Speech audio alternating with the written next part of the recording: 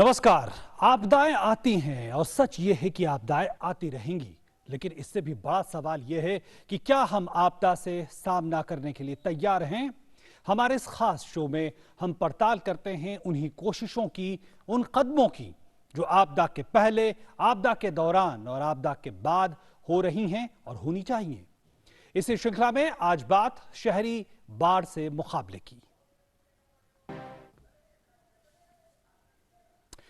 नदियों की वजह से आने वाली बाढ़ से हम मोटे तौर पर परिचित हैं, लेकिन शहरों की बाढ़ विशेषकर पिछले कुछ सालों से एक विकराल रूप लेती जा रही है। एक अध्ययन ये बताता है कि 40% आपदा ऐसी होती है जिसके लिए भारी बारिश या चक्रवात जिम्मेवार होती है, जिसमें शहरी बाढ़ तेजी से अपनी एक जगह बनाती जा रही है।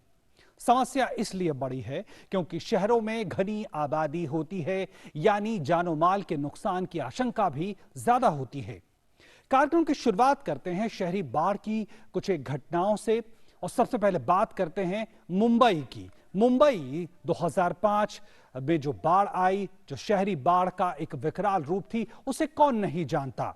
और मुंबई देश की आर्थिक राजधानी कही जाती है, और यहां पे जुलाई में 2005 में भारी बारिश आई, और मुंबई जो एक तरह से तीन तरफ से समुद्र से घिरा हुआ है, बारिश हर साल आती है, लेकिन 26 जुलाई 2005 की एक बड़ी बात थी कि बहुत कम समय में ज्यादा बारिश बरसा। और इसके अलावा जो वहां की जो नदियां थी, खासकर मीठी नदी की बात कही जाती है, दूसरी नदियां वहां जिस तरह से जो जल निकासी के लिए एक तरह से जिम्मेवार थी, वो जो है एक तरह से अवरुद्ध हुआ। जल निकासी की दूसरी समस्याएं वहां पे थी, जिसकी वजह से बड़ी समस्या वहां पे आई। लेकिन एक बड़े कारण क्या है? बड़े कारण कि पूरे मुंबई की हम बात करें तो 94% इलाका कॉन्क्रीटाइज है, कंक्रीट का बना हुआ है, जो जल निकासी की एक बड़ी मुसीबत है।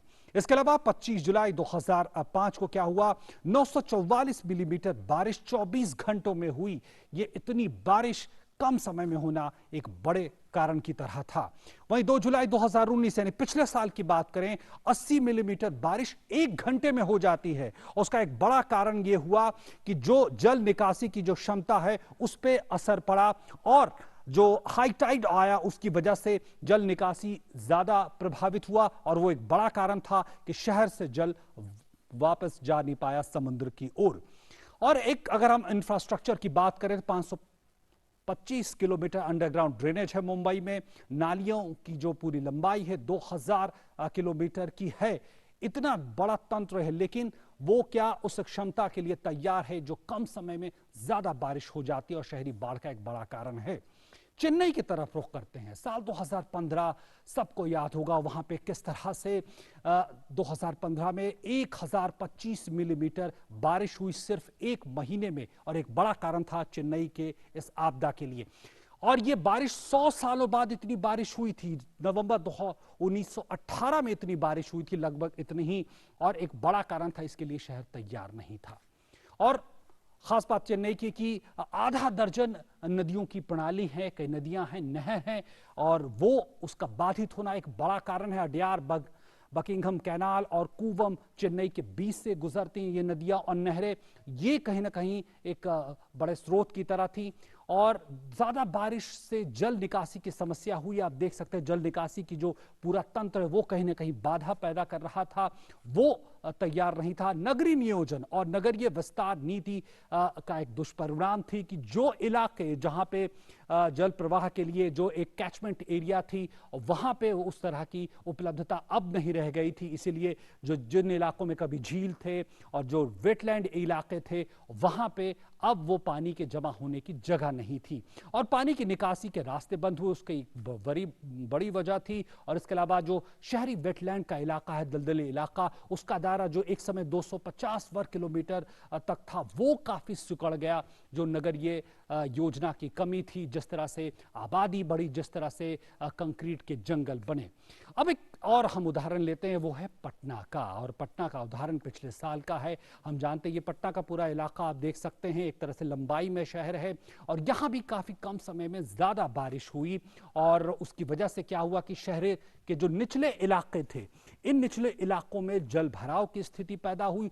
कुछ ऐसे इलाके हैं पटना में जो हर साल जहां जल भराव होता है, उसका जो आकार है, आप देखिए, यह आकार एक कटोरे की तरह है, जिसकी वजह से पानी जमा हो जाता है। हालांकि पंपिंग स्टेशन बनाए गए हैं जो जल को निकालते हैं, लेकिन वो नाकाफी साबित हुए। साल 2019 की अगर हम बात करें तो ये एक भौगोलिक परिस्थिति भी है जिसकी वजह से ये स्थिति हमने पटना में आती देखी। लेकिन आंकड़े क्या बताते हैं कि 3 दिनों में करीब 35 सेंटीमीटर बारिश होती है पटना में, और इतनी बारिश के लिए, इतने जल के लिए पटना तैयार नहीं था।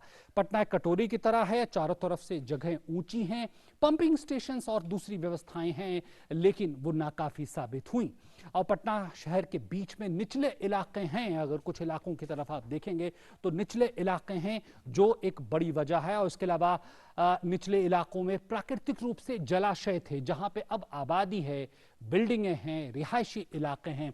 तो ये वो एक मूल रूप से हम देखें, बुनियादी तौर पे हम 3 केस स्टडी हमने देखी किस तरह से ये जो है एक कारण की तरह सामने निकल कर आते हैं। और आज इस पूरे मसले पे बातचीत करने के लिए 3 बेहद खास मेहमान हमारे साथ जुड़े हुए हैं। हमारे साथ GVV शर्मा साहब, सदस्य सचिव राष्ट्रीय आपदा प्रबंधन प्राधिकरण। हमारे साथ प्रोफेसर कपिल गुप्ता साहब हैं, IIT मुंबई से हमारे साथ जुड़े हुए हैं। और हमारे साथ होंगे प्रसून सिंह साहब जो the energy and resource institute TERI से जुड़े हुए हैं। और हमारे साथ हमारे मेहमान हैं और हम चर्चा की शुरुआत करते हैं। और सबसे पहला सवाल जो मन में आता है वो यही कि आखिर जो नदियों की बाढ़ होती है और जो शहरों की बाढ़ होती है, इसमें बुनियादी तौर पे क्या फर्क होता है? अगर GVV शर्मा साहब आपसे मैं समझना चाहूं तो। नमस्कार। एक्चुअली सबसे बड़ा एक अंतर है कि शहरी बाढ़ में अगर बाढ़ की लेवल अगर आप देखें तो वो जो रिवर में बाढ़ होती है उससे कभी कभी 6 गुने तक ज्यादा होता है।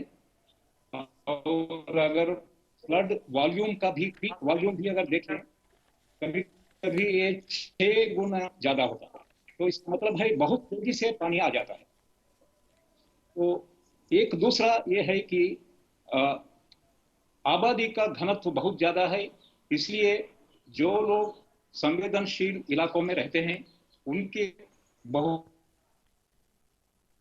ज्यादा है।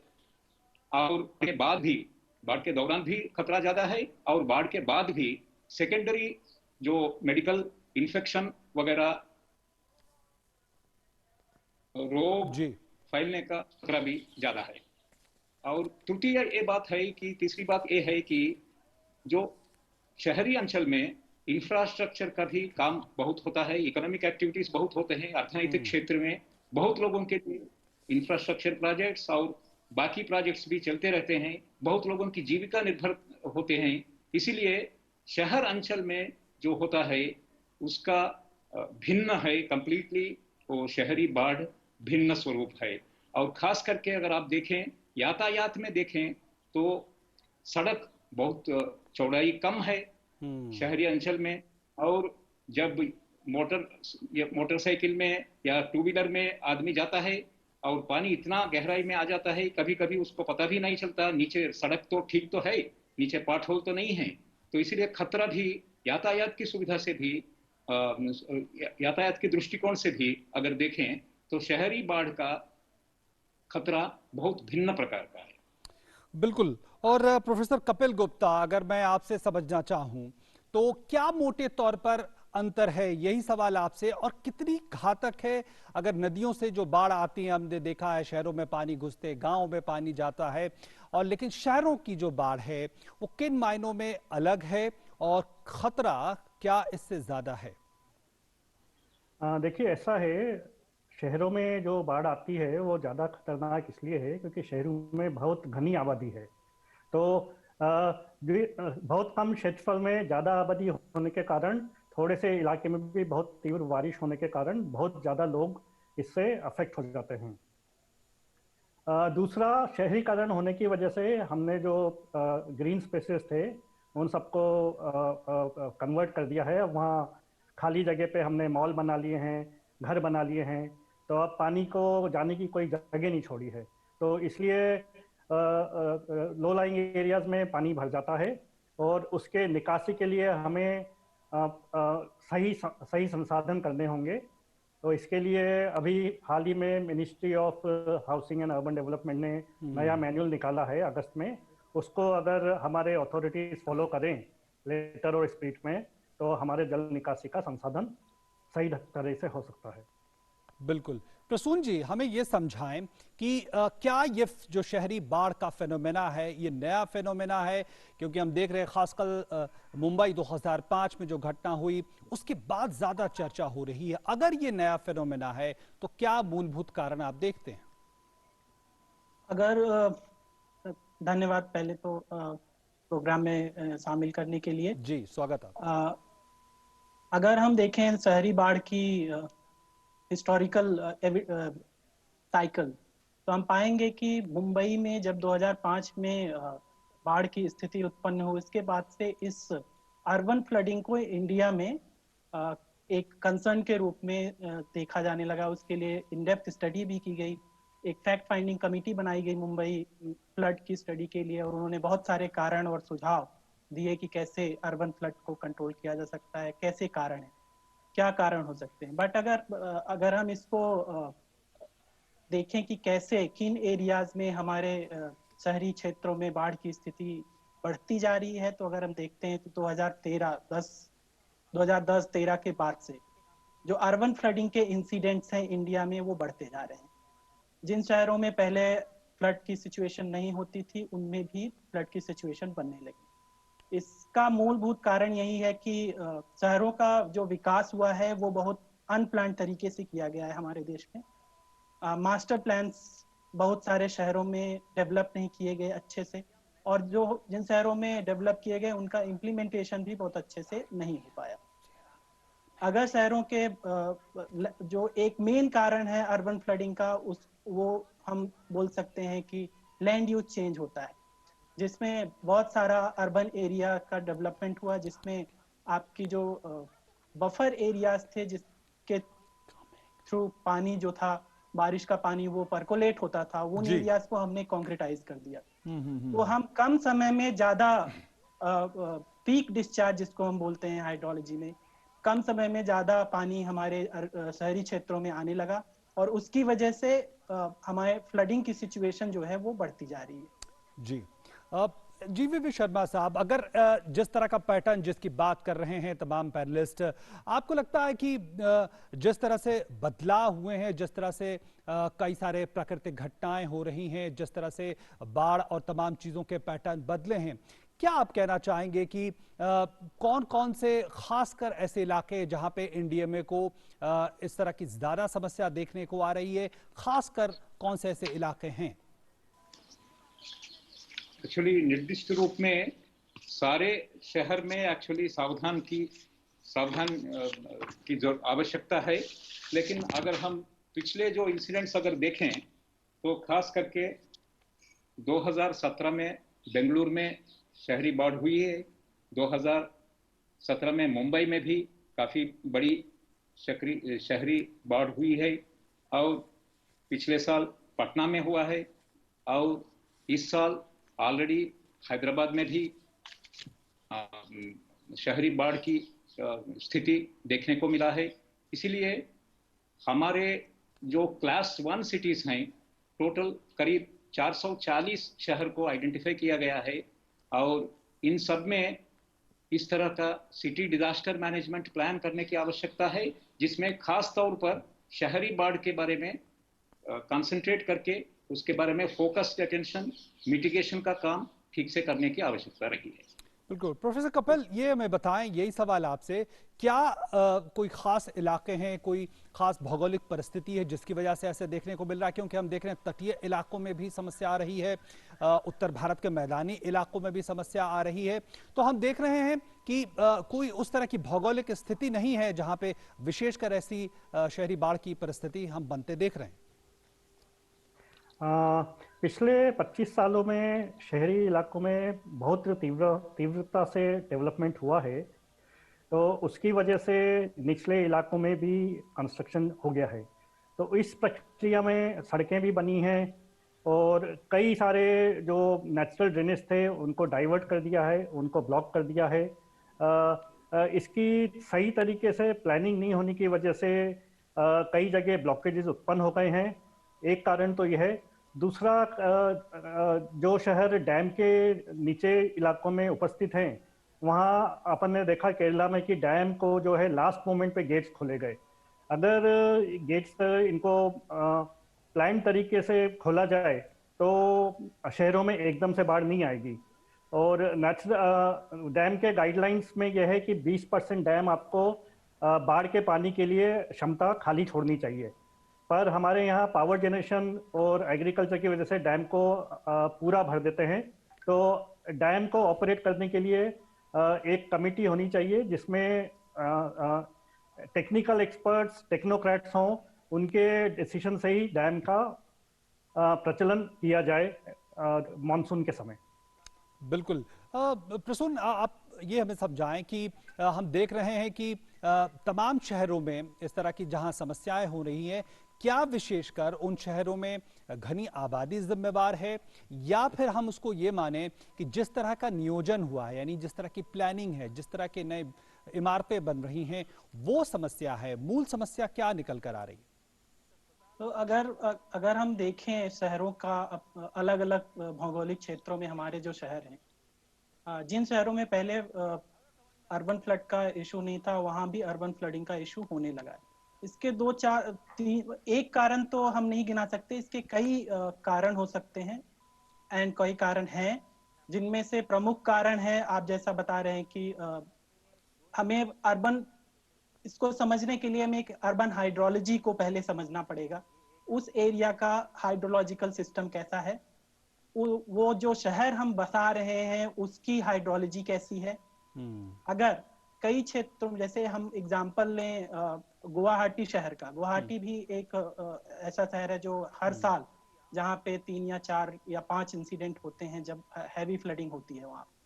तो अगर उनको देखा जाए तो उसमें ये देखा गया कि बहुत सारे जो बफर एरियाज थे हमारे, बेसिकली जो हमें वर्षा के जल को संचित करते थे, उनका इंक्रोचमेंट हो गया। बहुत सारे फ्लड प्लेन एरियाज में हमने कंस्ट्रक्शन का कार्य कर दिया। ठीक है।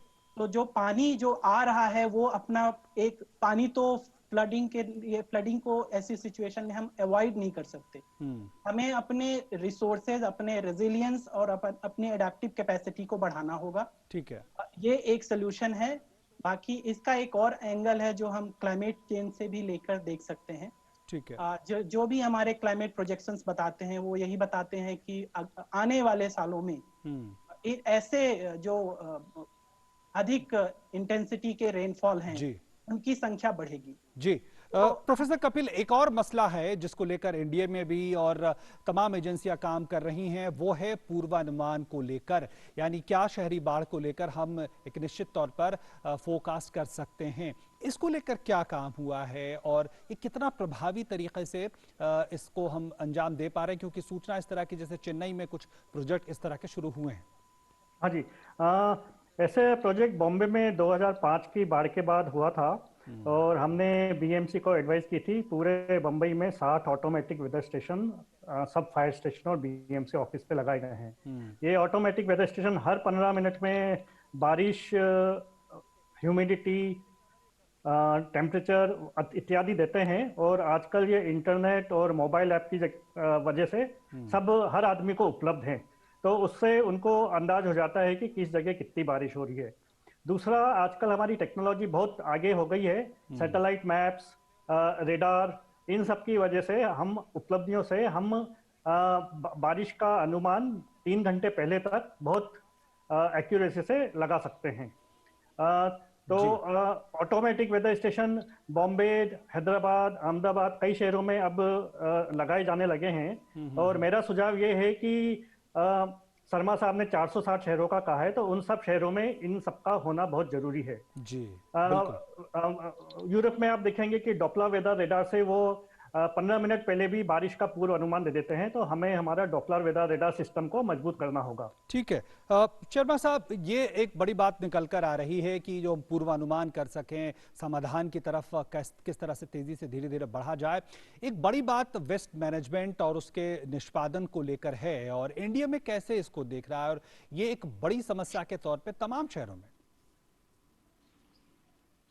एक्चुअली आप जानते ही हैं, एनडीएमए की तरफ से 2010 में कंप्लीट ये जो नगरीय बाढ़ के बारे में कंप्लीट गाइडलाइंस बनाया गया है।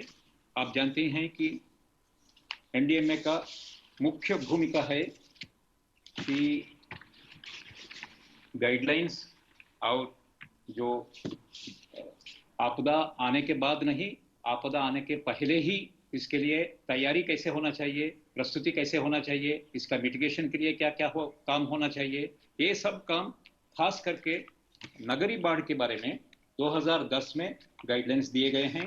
और उसके बाद 2016 में नेशनल डिजास्टर मैनेजमेंट प्लान इसका प्रस्तुत हुआ है, और उसके बाद 2019 में उस प्लान का अपडेशन भी हुआ है, जिसमें भारत सरकार के सभी मंत्रालय, किस किस मंत्रालय का क्या क्या कर्तव्य है डिजास्टर मैनेजमेंट के लिए, होलिस्टिक प्लान कैसे बनाना चाहिए, और राज्य सरकार की तरफ से भी और लोकल अथॉरिटी की तरफ से भी क्या क्या करना चाहिए, इसके बारे में कंप्लीट डिटेल्स दिया गया। उसके बाद 2016 में 2 दिन का एक कर्मशाला हुआ, जिसमें ये जो शहरी अर्बन फ्लड का ऊपर विशेष दृष्टि से कंप्लीट इसका एग्जैक्टली क्या क्या काम होना चाहिए, इसके बारे में एक्सपर्ट ग्रुप कॉन्स्टिट्यूट किया गया, और वो एक्सपर्ट ग्रुप की बैठक हुआ।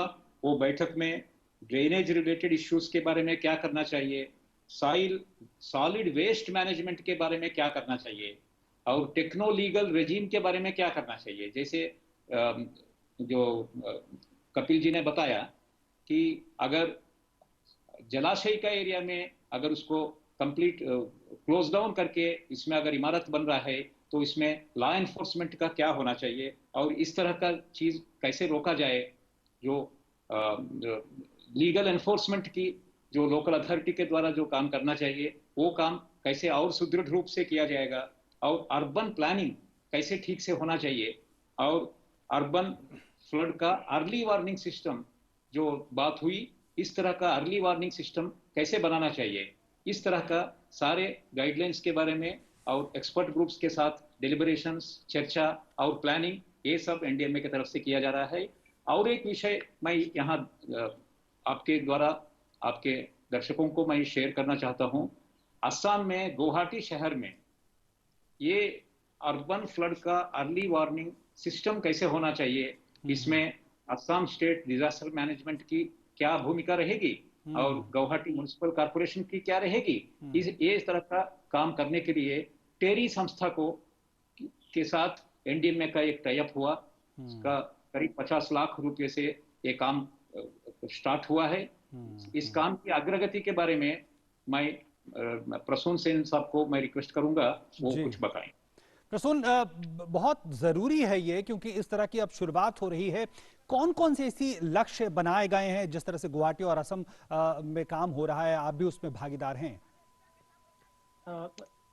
तो 2016 में जब एनडीएमए सेक्रेटरी ने टेरी को बोला कि इस तरह की एक स्टडी करनी चाहिए, ऐसा सिस्टम हम डेवलप करने का कोशिश कर रहे हैं, तो हमने एक स्टडी प्लान की गुवाहाटी शहर के लिए अर्ली वार्निंग सिस्टम डेवलपमेंट करने के लिए, जिसमें हम आईएमडी का फोरकास्ट यूज कर रहे हैं, जो हर 3 दिन आगे का फोरकास्ट देता है हमें, क्योंकि यहाँ लीड टाइम होना एक बहुत इंपॉर्टेंट चीज है। जब हम अर्बन फ्लड मैनेजमेंट की बात करते हैं, हमें समय चाहिए अपनी प्लानिंग करने के लिए, म्युनिसिपल कॉर्पोरेशन को समय चाहिए किस एरिया में फ्लड होना है, डिजास्टर मैनेजमेंट को टाइम चाहिए अपने रिस्पांस मैकेनिज्म को इम्प्लीमेंट करने के लिए। तो इस सब को ध्यान में रखते हुए ये डिसाइड किया एनडीएमए ने कि हमें एटलीस्ट 3 दिन पहले अगर वर्षा के अनुमान के आधार पर ठीक है, कौन कौन से एरिया में फ्लड की संभावना है, ये अगर हमें पता चल सके किस टाइप का फ्लड होगा और कितना होगा, उस टाइप का एक सिस्टम हमने डेवलप किया है। बिल्कुल। ये सिस्टम पूरी तरह से अभी टेस्टिंग फेज पे हैं और इस अगस्त मंथ से हम अर्ली वार्निंग देना स्टार्ट कर देंगे एक्सपेरिमेंटल बेसिस पे। और फिर समय हमारे पास थोड़ा सा कम है। प्रोफेसर कपिल, एक सवाल मैं जरूर आपसे पूछना चाहूंगा कि जो इंफ्रास्ट्रक्चर के स्तर पे, अवसंरचना के स्तर पे जो बदलाव होने थे, उसको लेकर क्या प्रगति आप देखते हैं? क्योंकि बहुत सारा अब अनुभव हमारे पास है, मुंबई से लेकर बेंगलुरु, चेन्नई तक का। कई शहरों में काम हुआ है। 2005 की बाढ़ के बाद मुंबई में कई सारे ड्रेन्स और मीठी रिवर पे वॉल बना दी है, तो उसके बाद बॉम्बे में फ्लडिंग नहीं हुई। दूसरा खास ये है कि हमें जो है स्टॉर्म वाटर ड्रेन्स को हर मानसून के पहले बहुत सफाई से साफ करने चाहिए। इस मामले में 2005 के बाद अगले 3 साल तक नालों की बहुत सख्ती से सफाई की गई थी और कमिश्नर और एडिशनल कमिश्नर सब साइट इंस्पेक्शन करते थे, तो उन 3 सालों में पानी निकासी में कोई दिक्कत नहीं हुई। तो शहरों में एनडीए में गाइडलाइन में भी लिखा है कि 31 मार्च तक नालों की सफाई हर मानसून के पहले कंप्लीट हो जानी चाहिए। ठीक है। अंत में अगर जीवीवी शर्मा साहब आपसे जानना चाहें कि अलग अलग राज्य हैं, अलग अलग भौगोलिक परिस्थितियां हैं, एजेंसियां हैं, कैसे इंडिया में सबके साथ समन्वय स्थापित कर पा रहा है, अपनी विशेषज्ञता पहुंचा पा रहा है? मोटे तौर पे समझे तो इंडिया में की भूमिका को हम कैसे इस वक्त समझ रहे हैं और क्या बदलाव इसके जरिए हम देख पा रहे हैं? एक्चुअली क्या है कि ये सब एक केंद्रीकृत ढांचा से नहीं होता है और डिजास्टर मैनेजमेंट एक विकेंद्रीकरण की प्रक्रिया में हर एक डिस्ट्रिक्ट में, हर एक जिले में डिस्ट्रिक्ट डिजास्टर मैनेजमेंट अथॉरिटी के द्वारा एक डिस्ट्रिक्ट मैनेजमेंट प्लान एक बनना चाहिए और कई जिलों में ये बन चुका है और उसमें होलिस्टिक रूप से बिगिनिंग से कंप्लीटली प्रिवेंशन, मिटिगेशन और उसके बाद जो प्रिपेयर्डनेस रहना चाहिए, उसके बाद एडवांस वार्निंग सिस्टम कैसे होना चाहिए और इसका मॉक ड्रिल्स, रिहर्सल्स वगैरह सबके साथ और विशेष करके जन भागीदारी से और स्वेच्छासेवी संगठनों को साथ लेते हुए कैसे उसका तैयारी होना चाहिए और जब आपदा होती है, आपदा का कैसे बचाव और राहत कार्यक्रम कैसे होना चाहिए और उसके बाद भी जब पुनर्निर्माण कार्यक्रम होता है उसका भी कैसे ये सब अच्छी तरह से होना चाहिए, ये सब डीडीएमपी में शामिल होना चाहिए और खास करके सिटी में, बड़े सिटीज में सिटी डिजास्टर मैनेजमेंट प्लान भी है। जैसा मुंबई सिटी में एक बहुत अच्छा सिटी डिजास्टर मैनेजमेंट प्लान बन चुका है, लेकिन उसको कैसे एक्चुअली क्रियान्वयन किया जाएगा, ये है सबसे बड़ा अहम प्रश्न। बिल्कुल, बहुत महत्वपूर्ण बात कहते हुए शर्मा साहब, आप जिस तरह से ये जो पूरी समस्या है विकेंद्रीकरण, यानी अलग अलग जो राज्य हैं, अलग अलग जो शहर हैं, उनमें उनकी प्रकृति के हिसाब से काम करना पड़ेगा और इसी की कोशिश भी हो रही है। और निश्चित तौर पर जिस तरह से इंडिया में का अपना वाक्य भी है, उद्देश्य वाक्य भी, कि तैयारी में समझदारी और तैयारी अगर होगी तो इन तमाम आपदाओं से हम बेहतर तरीके से निपट पाएंगे और शायद इसकी शुरुआत भी हुई है। मैं धन्यवाद करना चाहूँगा अपने तमाम अतिथियों का, जीवीवी शर्मा साहब आपका हमारे साथ जुड़ने के लिए, प्रोफेसर कपिल गुप्ता आपका हमारे साथ जुड़ने के लिए और प्रसून सिंह जी आपका हमारे साथ जुड़ने के लिए इस कार्यक्रम में बहुत बहुत धन्यवाद। तो आज आपदा का सामना हमारे इस खास कार्यक्रम में इतना ही। अगले हफ्ते फिर मुलाकात होगी किसी और विषय के साथ, तब तक के लिए दी इजाज़त। नमस्कार।